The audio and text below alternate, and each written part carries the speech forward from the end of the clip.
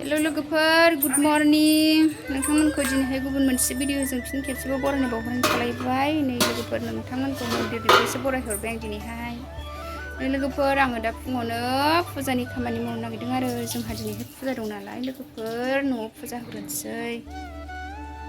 ओमफ्रायो आश्रमाव थांसै जोंहा न'आव फुजा होखांनानै लोगोफोर नै दासो दुगैखांबाय जानि खामानि मावनो नागिरबाय आङो लोगोफोर आं दा बिबार खाग्रोनोसै दा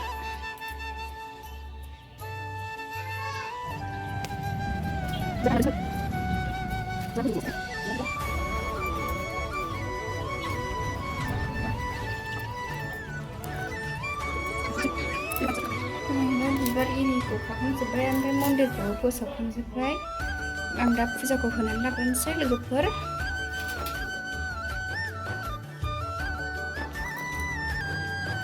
फुजा होग्रोनोसै लोगोफोर जोंहा दिनैहाय निर्बान फुजा दं लोगोफोर न'आव फुजा होग्रोनानै मन्दिराव थांसै आरो रायजोनि मन्दिराव आश्रमाव भिडिअनि गेजेरजों मा दिन्थिलांनो हायो दिन्थिलांनोसै लोगोफोर दिनैबो नायलांदोलाय अननानै सोरबाफोर आंनि चेनेलाव दिनैसो गोदानै नायसनफ्लांदोंबा अननानै साबस्क्राइब खालामना होलांदो सनाफोर मोजां मोनोबा लाइक खालामदो कमेन्ट खालामदो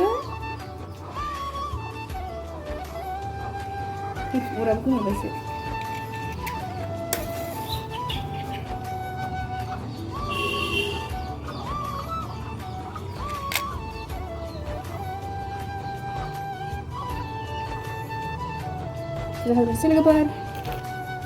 लोगोफोर आङो दायो फुजा होखांजोब्बाय आश्रमाव थांनो ओंखारनोसै लोगोफोर जोंहा दा आश्रमाव थांनो ओंखारबाय थांनोसै ज'नो बिमा फिसा गाखोदो थुदो थांसै जोंहा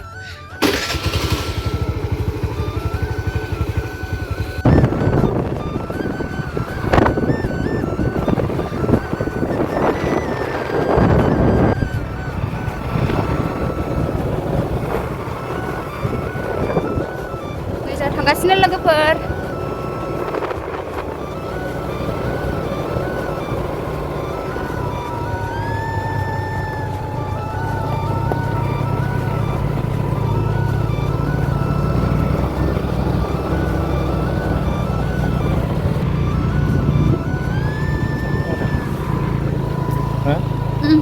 नै लोगोफोर जोंहा आश्रमाव फैनाया जा सान्दुं गोसाना मोसौखौ बोस्लायलांखानोसै आरो मोसौखौ बिफां सायाव गालांखानोसै हासबेन्डआ मोसौ खास्लायहैग्रोबाय आरो नै जों दा सायायाव थाथ'दों आश्रम खाथियाव मोसौखौबो आश्रम खाथियावनो खाखादों नालाय मन्दिराव थाङैनि सिगांनो लामा ससेयाव मोसौखौ सायायाव दोनलांखानोसै आरो दा एसे लेट जागोन नालाय लोगोफोर हासबेन्डआ दा मोसौ खास्लायहैगासिनो आरो सायाव दोनहैगासिनो मोसौखौ जों नेथ'बाय आरो हासबेन्डखौ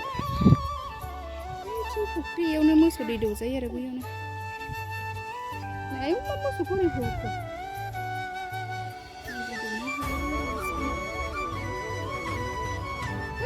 जोंखौसो मोसौ बुरखां नालाय मोसौ दै दौखांनो थांसै लोगोफोर दसे थाथ'बाय जोङो बिफां सायायाव आरामनो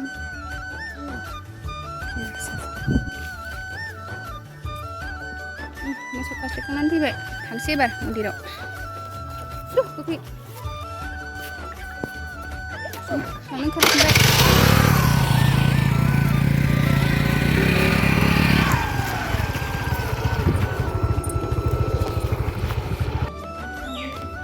जोंहा आश्रम मोनफैबाय जिरायथ'बाय जोङो मोनफैनानै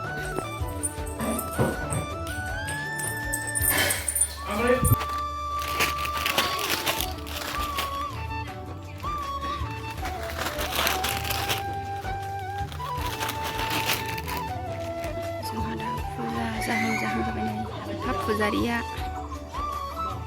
रेडि खालामगासिनो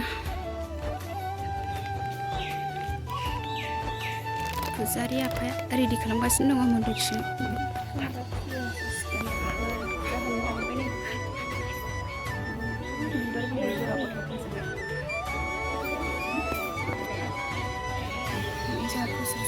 जाबाय फुजा जोबनानै जानोसै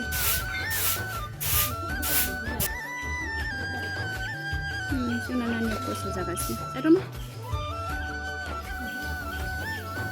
फुजा जोबनानै फुजा जाबाय लोगोफोर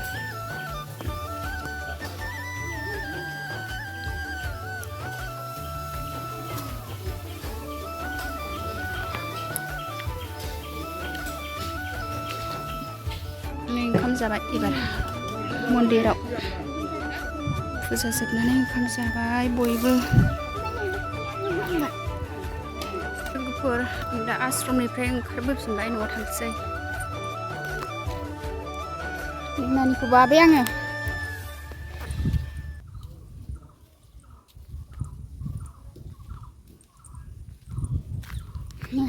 थांसै जों लोगोफोर